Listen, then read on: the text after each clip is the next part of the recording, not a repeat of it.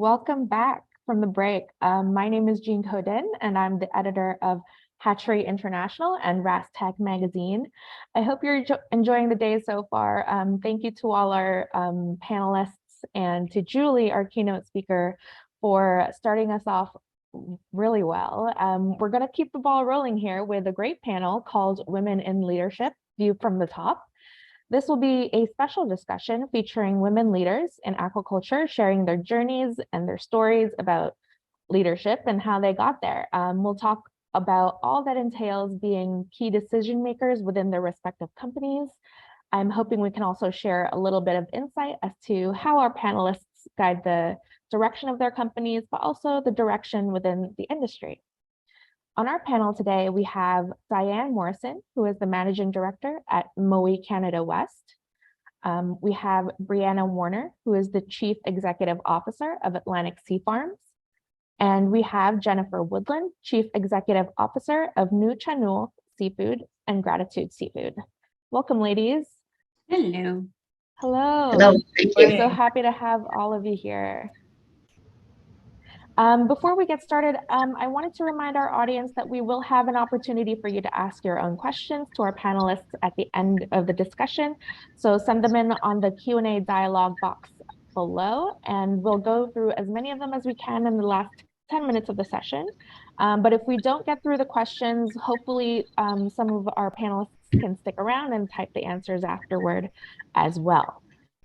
So let's start with some introductions, shall we? Now, I've had the honor of having Brianna and Jennifer as guests in our WINA podcast. So Diane, maybe I'll start with you if that's all right. Sure. How would you describe your role as Managing Director at Mowi? That's a really big question. So, and I was thinking about it, and it could be a very long, and nobody else would get another word in edgewise if I gave you the full answer. So if I start with the big highest level, as managing director, I'm ultimately responsible for running a successful business unit that provides value to our shareholders. That would be the ultimate highest level. So the secret sauce of all of that is where it gets interesting as a woman working in this industry. So I'm really the face and the voice for the company. I'm setting the vision with my team. I'm developing the strategic plan and supporting the culture for our unit, which is so critical for a successful business. I'm supporting our employees by providing safe and meaningful work that they can be proud of, and I know they all are. We're providing careers, we provide training and advancement opportunities, so this can be a lifelong career for people if they choose that. We're supporting and working with our First Nations in whose territories we operate, and our suppliers and our external stakeholders, the government and our regulators. And as MD, I'm responsible to ensure that we are leading reconciliation, ensuring that we are seen and known to be an honest and transparent and good company and good corporate citizens and good neighbors, really. So I'm upholding our company values. We, as a multinational company, we have corporate values as well, which align perfectly with mine. So that's great. Makes my life easy, of passion, change, trust, and share. And there's a huge bunch more in behind that as well, but I'll stop there. That would be sort of my big focus Yes, for this business absolutely. in my role. Jennifer, I'll go to you next. Diane mentioned, reconciliation and Indigenous groups engagement as a big part of Mowi. And for you and for New Chanul and Gratitude Seafood, I believe it's Indigenous owned and Indigenous run or majority Indigenous. Yeah, and thank you for having me here today. Really enjoying the discussion this morning. I'd like to first acknowledge that I'm on the Weewakai, Weewakam, and Comox First Nations traditional territory, coming from my dining room in Campbell River. And, I'm really happy to have this discussion around women in aquaculture. And I hope we do get an opportunity to really flesh out the opportunities as well, because this is a fantastic industry that, there's just so much growth opportunity in so many sections of this industry, and we need more people and we need more women leaders. And then, you know, it is women in aquaculture, but we also need to identify the challenges, and not just challenges to women. Right now, there's, you know, a variety of gender identities, and everybody's challenges are unique. And so the challenges we discussed today, well, I'll probably present some of my challenges. They don't necessarily represent the challenges of women of color or Indigenous women, or even of, you know, the variety of genders identities that are out there.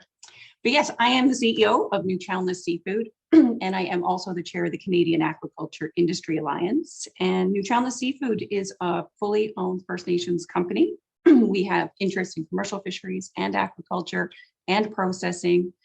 And a lot like Diane, when you look at the role of the CEO, it is that it's a lot, but it is also about creating a vision and a mission for the company, and then putting in the steps and the strategic planning to help you achieve that vision. And so I often say it's a balance. It's a balance of creating a profitable business, but balancing that with the relationships and people. It's a lot about relationships. And when you're owned by a First Nations company, then you also have to build in the cultural importance and the values of those First Nations that they hold, to ensure that any opportunity that I may think is a fantastic and profitable opportunity also meets the traditional values and the guiding principles of the First Nations who own my company. Amazing. Brianna, last but not least, thank you so much for coming to our live virtual summit here. I know you're at a conference already, so multitasking in real time.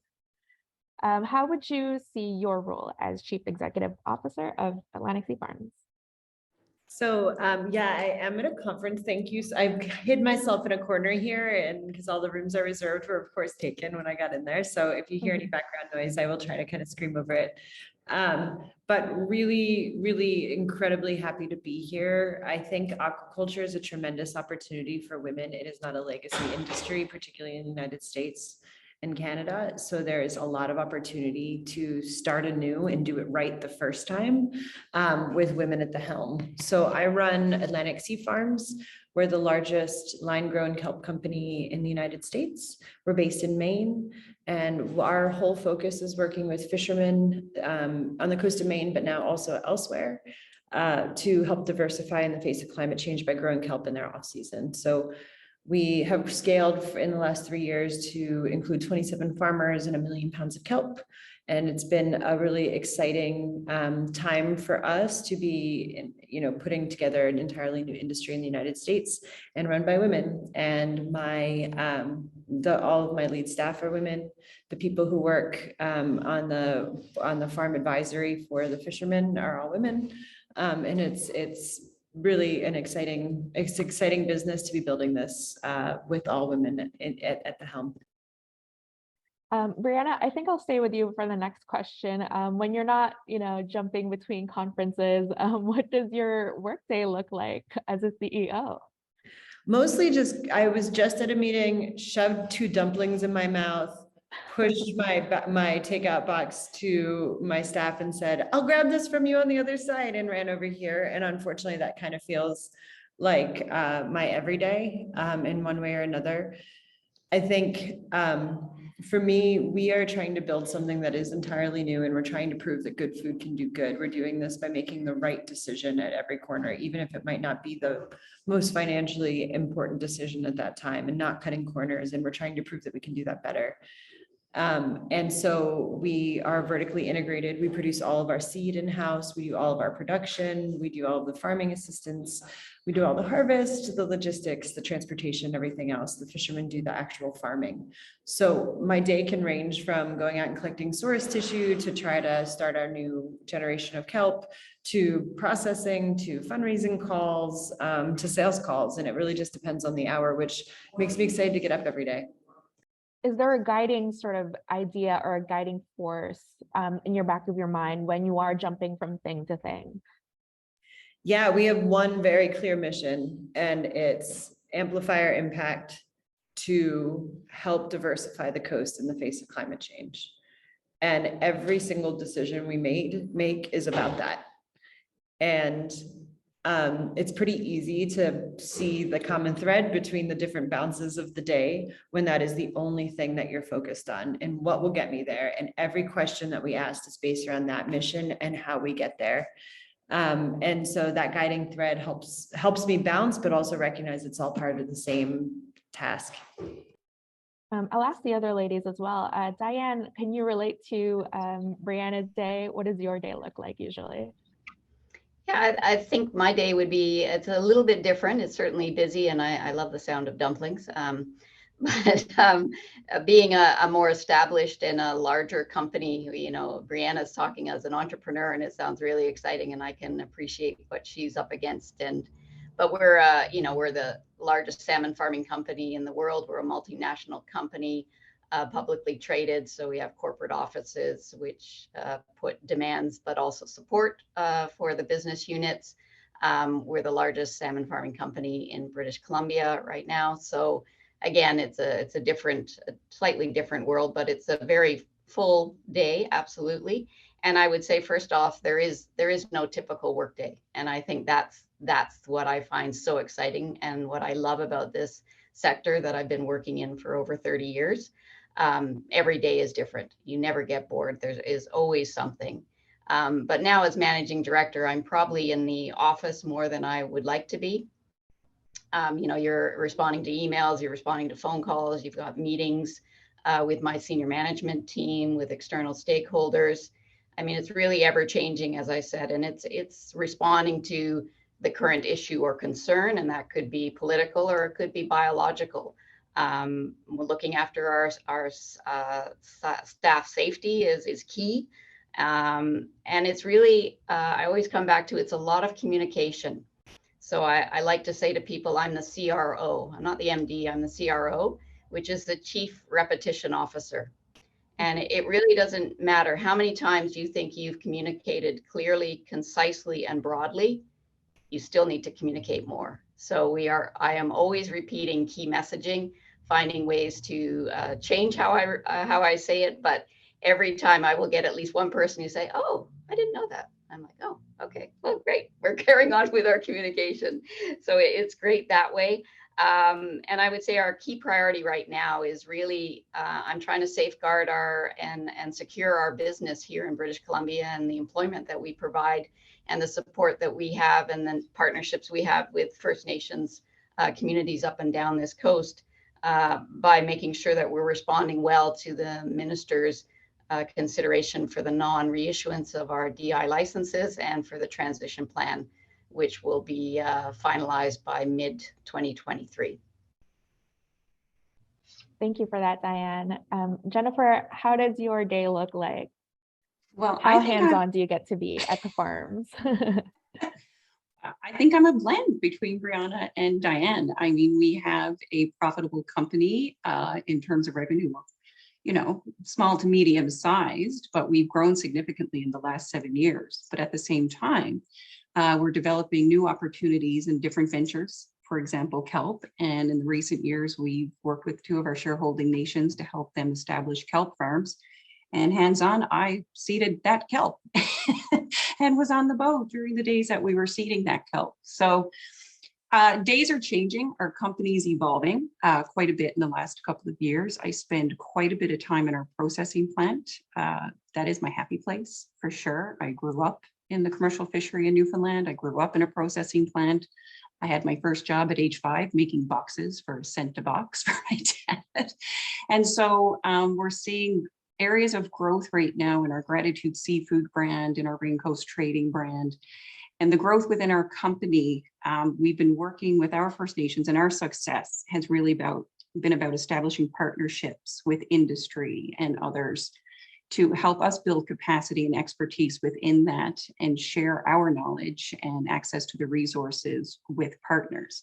So a lot of my job is doing the due diligence on behalf of the nations to identify suitable partners that share those same core values, who share the long-term vision of sustainability and what that truly means from an Indigenous perspective, and identifying those right partners to help us achieve the vision we've laid out as a business. So a lot of my day now is a lot of report writing.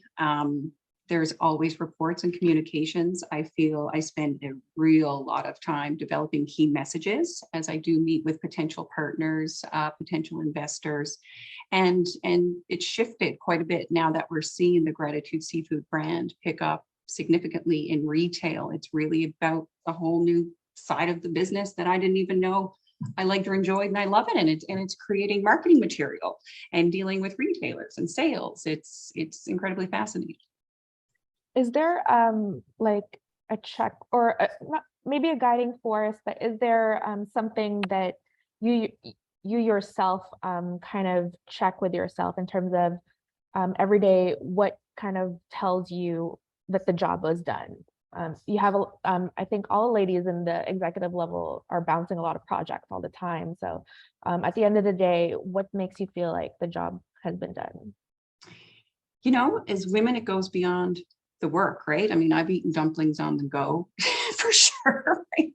And when I go to bed, I feel that I've had a good day. One, I live by lists. I'm looking at my table here now. There are sticky notes and papers everywhere, and things are crossed off and checked. So when I look at my planning for the day, what I want to accomplish today, and sometimes it goes off the rails, things happen or other priorities come off, but I keep several lists. And one is the major priority list. And then under that, the secondary priority list, balanced with, did my kids have a healthy breakfast? Is their lunch packed?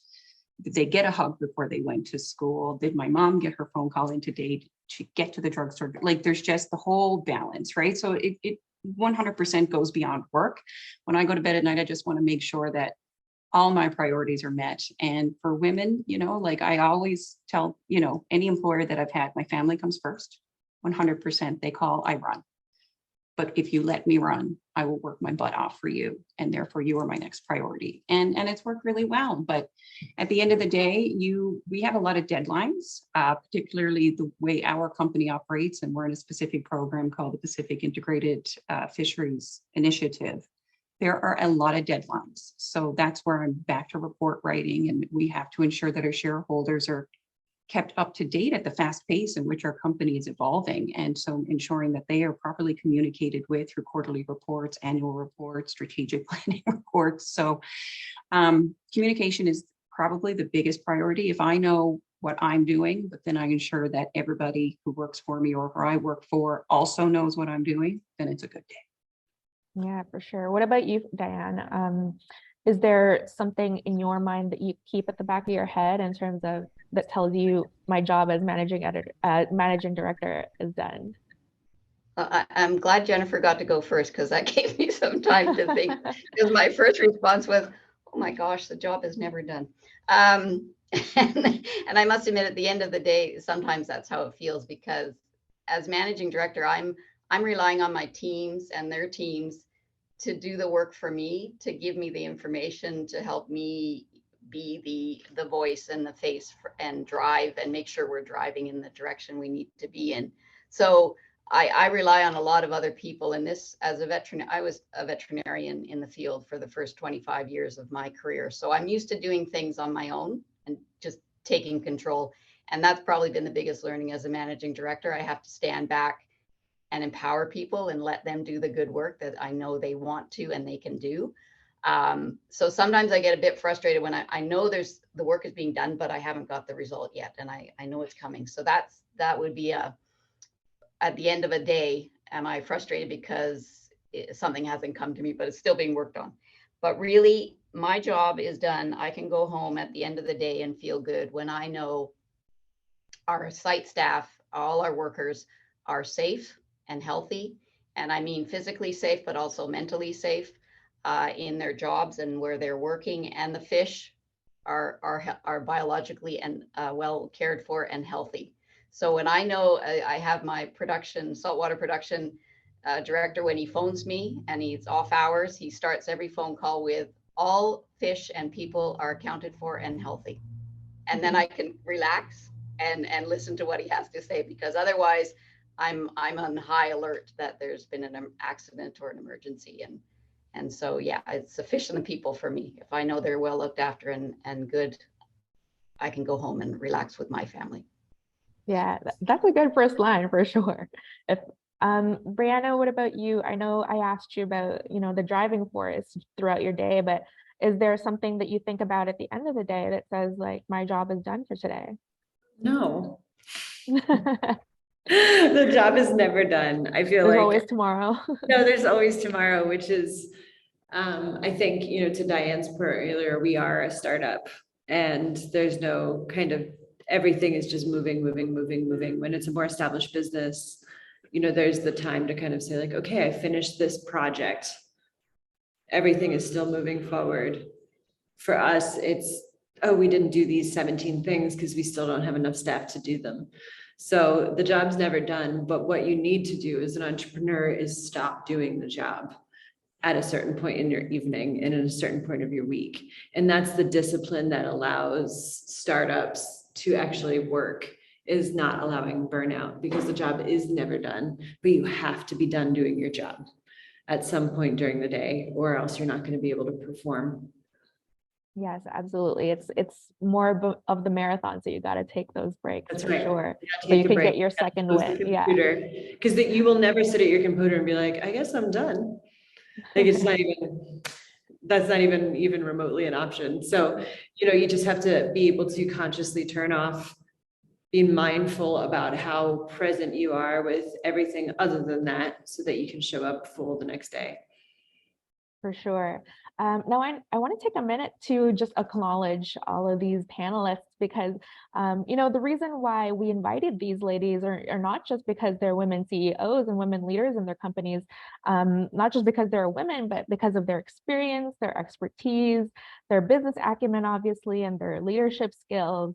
So we wanted to talk to you, or I wanted to talk to you about your role as key decision makers in your company, and how that in a way will influence sort of the larger industry as well, and the larger guidance of the industry. So I wanted to talk to you guys about what is the gender balance like within your companies? I know that Brianna, I'll go to you again, because in the podcast we talked about the balance within your company, I believe is 60% women. Is that right? Yeah, we're 60% women in the office, but the fishermen we work with are not. And I think in the office, our applications tend to be about 2/3 women that apply to every role that we have up, including roles that we would generally expect more men to apply to, like forklift operator, warehouse manager, supply manager who does farming stuff.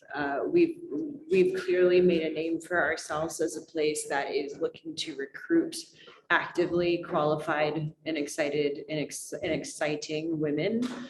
And having said that, the diversity within our farmer network is not strong. And Maine is the whitest state in the country. And it is also a place where the fishery is dominated by men.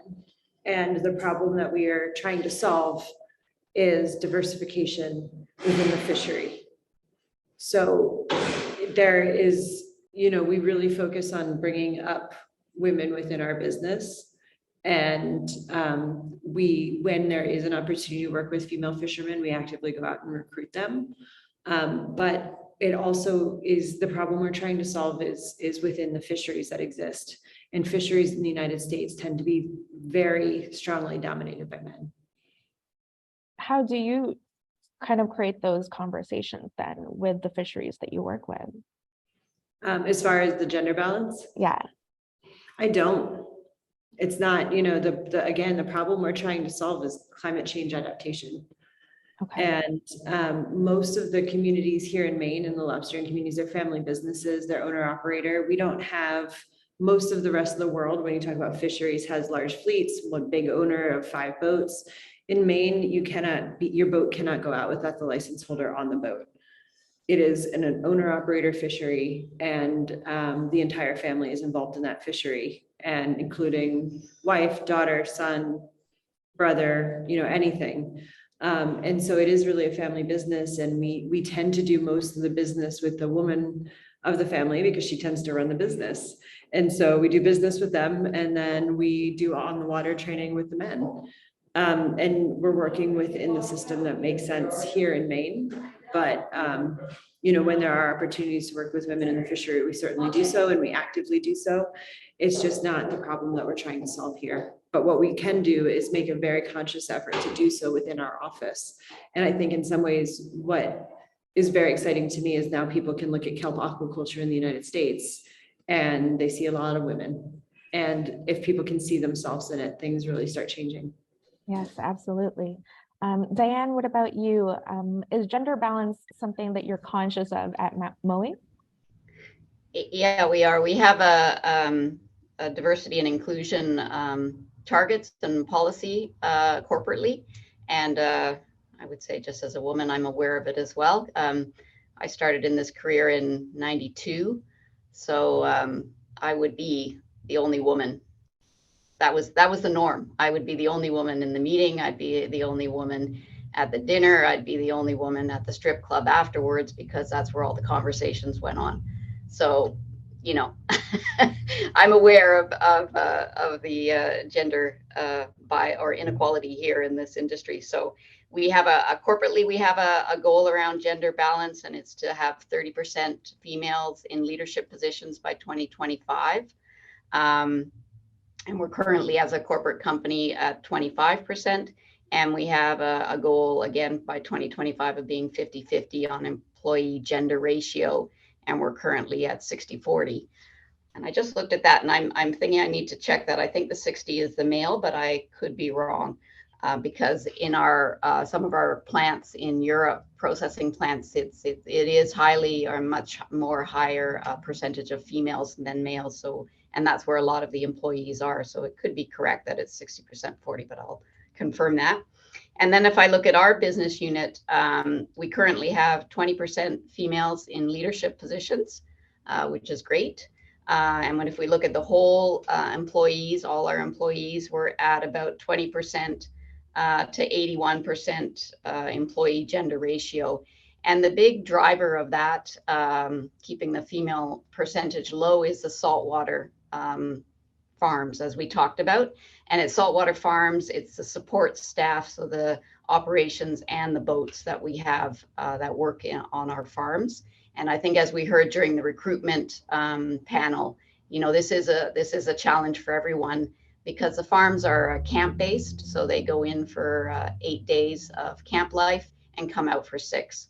And so it's difficult. I've seen our female numbers go up and down on the farms, and we get some amazing young women out there, and then we don't seem to be able to hang on to them. So it's an ongoing challenge for us, and something I don't have an answer for right now, but I'm always looking for an answer on how we can keep those young women who have done their post-secondary education, who are fantastic farmers, fantastic assistant managers, even we have female managers, absolutely, who are class A employees and farmers and managers. And to find a way to help keep them out on the farms is something I'm still striving for. So we have some work to do there.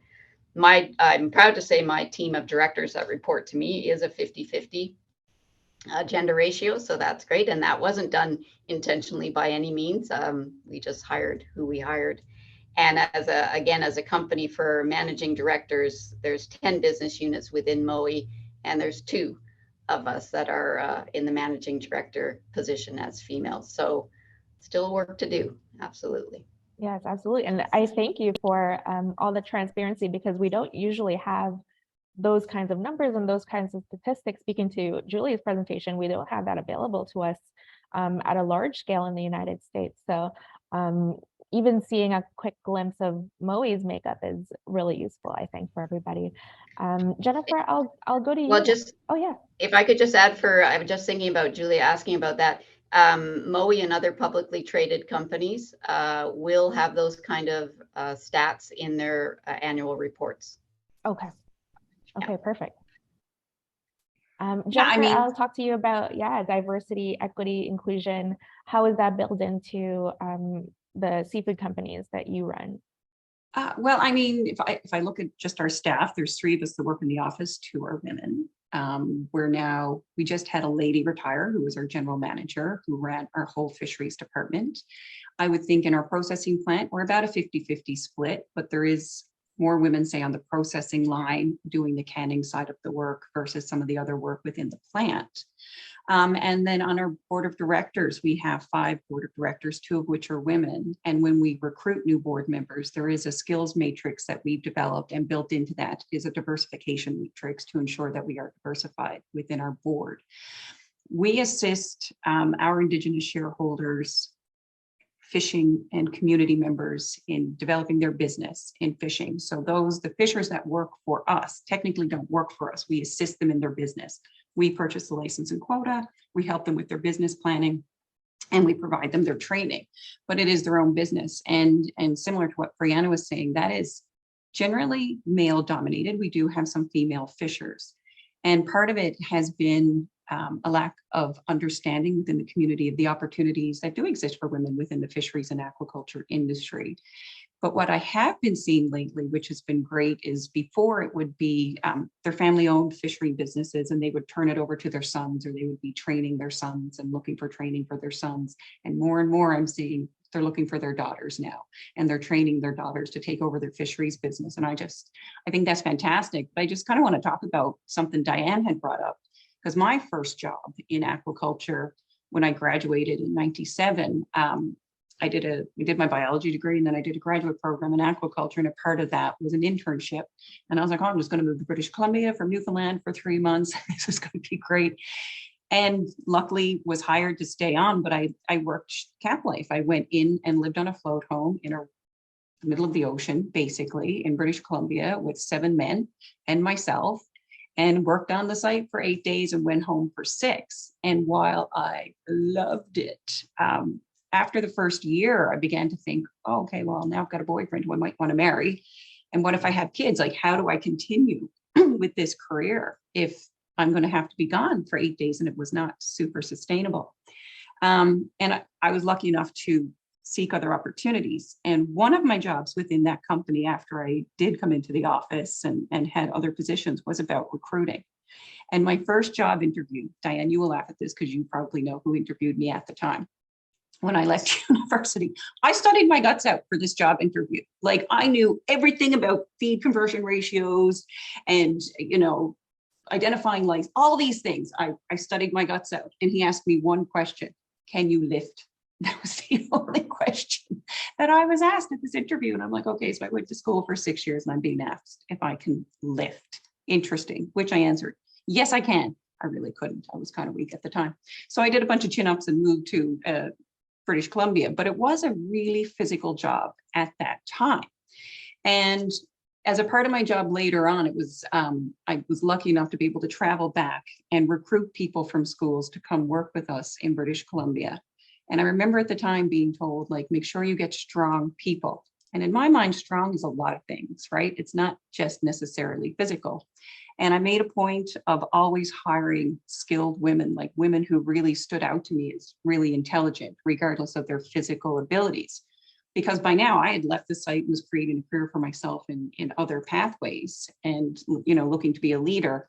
And I look back and, like, right now, when we did the Women in Aquaculture session at the World Aquaculture Summit, I was looking in the audience and Megan Mills was there, and she's the director of fish health with MOE.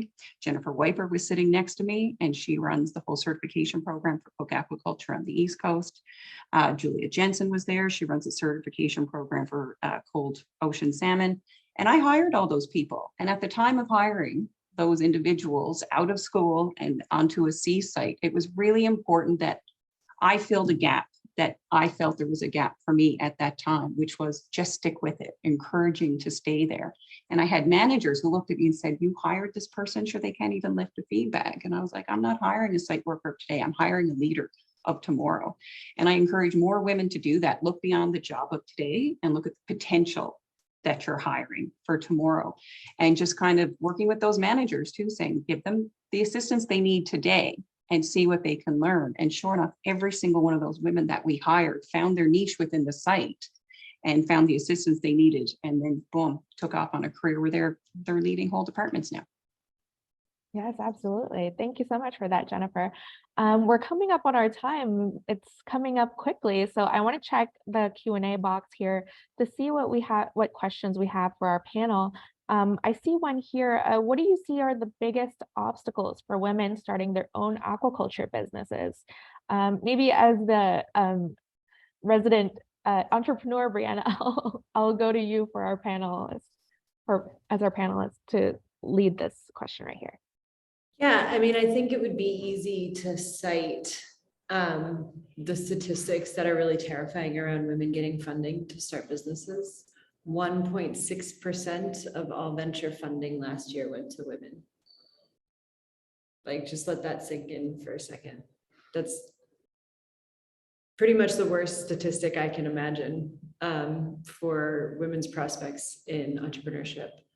Having said that, I don't actually think that's the biggest barrier. I think what I have often seen in pitches, and I'm not saying that this is why, because I've been asked in plenty of things, like, I know you look good, but can you farm kelp?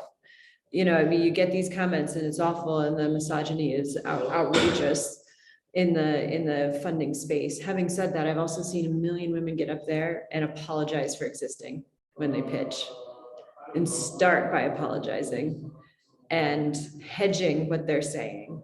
And maybe someday we'll be able to be a big company, and that counts you out right away. And I think I would say the misogyny in the venture capital space is the biggest barrier to business, because unless you're independently wealthy, you need other people's money to start your business. Same with banks. But we can't do anything about the misogyny right now. What we can do is our own actions. And our own actions are taking control of our own future. And I just encourage everyone watching this to be, you know, to not, you know, to walk in like you own the place, just like all the men out there do. I think those statistics would be slightly better. Diane, I'll direct this question to you. Just thinking about, you know, Moe's makeup that you gave us earlier. This person's asking, how can we expand the cultural exposure of recruiters or the HR teams at Moe so that there is a wider pool of candidates that are being considered?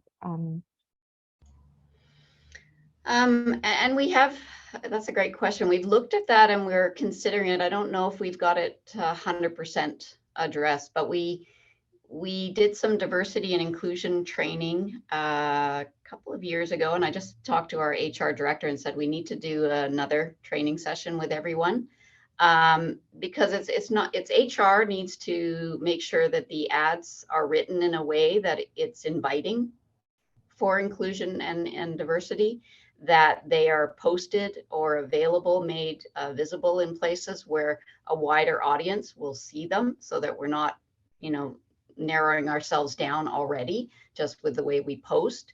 The interviewers, need to be thinking about diversity and inclusion and their own subconscious biases.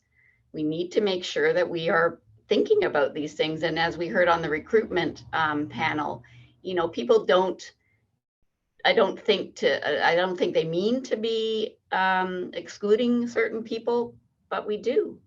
And it's unfortunately part of our human nature to have these biases that we don't recognize. And so we've got to, again, be open and aware of that as well. And really, as I think Jennifer touched on it as well, and I've heard other people talk about as well, look at the skill set, look at what the potential is of the person you're hiring, and hire that person and get them into the industry, get them into that position, and then help them advance and grow. And you'll keep a person and they will be challenged and they will provide for you and they'll do a great job. You know, don't just look for a strong back as we used to do back in the 90s, you know, can you lift? Yeah, we're looking for much more than that. I'm really looking, I always say to people, be curious and ask questions, and that will drive you forward always. So we're coming up on our time here, but I'll ask one last question to you, Jennifer. What do you hope to see change or progress within the next generation of aquaculturists? What do I want to see change and progress? I mean, I've been very lucky. There's been quite a few role models for me. And And those are the women, Diane Morrison being one, Linda Sam, Sharon D. Dominicus, Ruth Salmon, who had a voice, who were out there saying what needed to be said. And so I want to see more of that. I mean, people who know me now probably wouldn't believe that not that long ago I was a shy person, right? Who probably didn't like public speaking a hell of a lot. But it's important to put yourself in roles, find out what your skill set is, and really hone in on it. Stop the apologizing, right? And just see really more women just honing in on their strength and publicly talking about it. The case studies, we saw one of the polls earlier.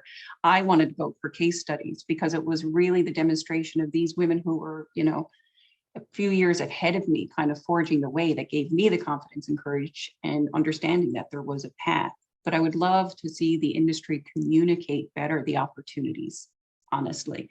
I think there's a real lack of understanding, even within people who live in communities where aquaculture is, on what the opportunities are for them, and not just opportunities in employment, but real career development and a variety of careers. That's one of the things I love about this industry, is that there's hardly a job description that I can't come up with that does not fit this industry. They all fit this industry. You want to be an engineer? Boom, you can work in aquaculture, a plumber, an electrician, a nutritionist, a feed specialist, whatever. Like, there is a fit for you in this industry. And oftentimes I would like to see additional outreach, because honestly, I have been in communities in rural Newfoundland where all the talk was aquaculture, in talking to the schools, and the kids had no idea what was going on in their backyard, that was even an opportunity for them. And I also see it within Indigenous communities. Well, just, you know what, this is happening and you're the rights holder and there's opportunity here. So really to see a better job in communicating. And I would love to see more of these sessions. You know, we were having chats this morning before the session began, and it's like, this is a lot of fuel for us to continue to have these conversations, because as women, we're managing households, we're managing families, we're managing our elders, and we're also now managing these companies and trying to find a way forward where we have potentially more obstacles than men do in achieving our goals. And so getting together and sharing these experiences, sharing the successes, and how we overcame some of these challenges is, I would love to see more forums of women in aquaculture, or diversification in aquaculture type of forum, where we can actually get together in person and have these conversations. Yes, absolutely. Thank you, Jennifer, and thank you to the rest of the ladies. We're going to keep this forum going, but I want to take some time to thank all of you. All three of you are such a resource to the industry, and hopefully we'll continue working with you guys and through this program. Miriam, I think I'll hand it over to you for our next presentation.